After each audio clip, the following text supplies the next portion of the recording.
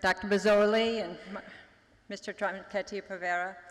It's great to be with you, and I want to echo what you've said about Dr. Veronese. He is really the brilliance behind all of us being here today, what he's done as a doctor, what he's done on preventing people from smoking, and what he's done on elevating science and medicine as important in Italy and around the world.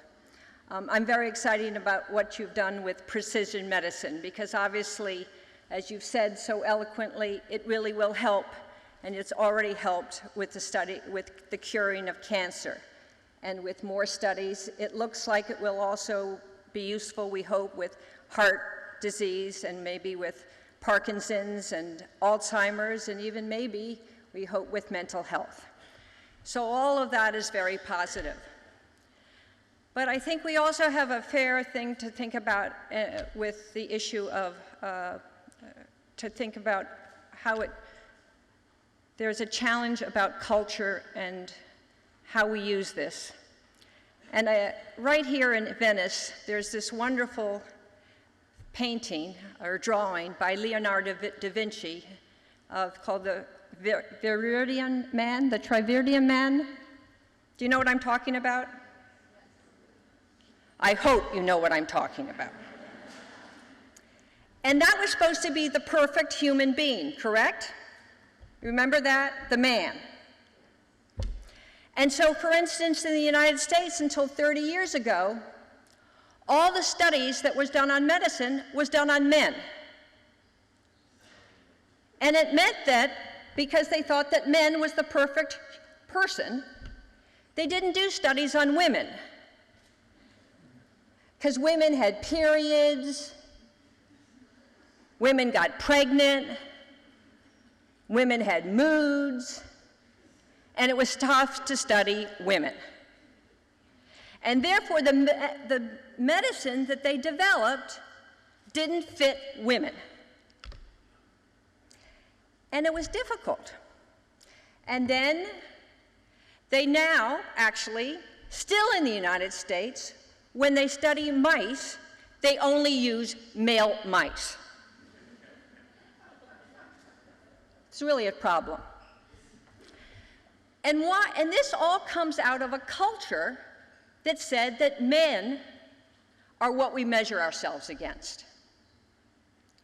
It comes out of the culture of Leonardo da Vinci and St. Augustine and Thomas Aquinas, all of who taught that women were misbegotten males. I hope that we've learned that's no longer the case. I think we should applaud that.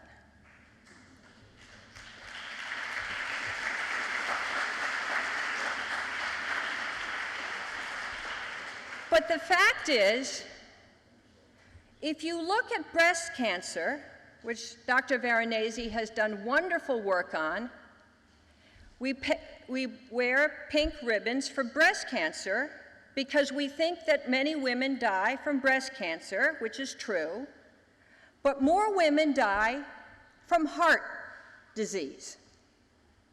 But because women have breasts, we think of women associated with breasts. So one of the challenges in all that we do, even though we call it precision medicine, is to understand the culture and our own prejudice that looks at what we do. Because science alone won't solve our problems unless we ask ourselves, what kind of blinders do we use when we do science?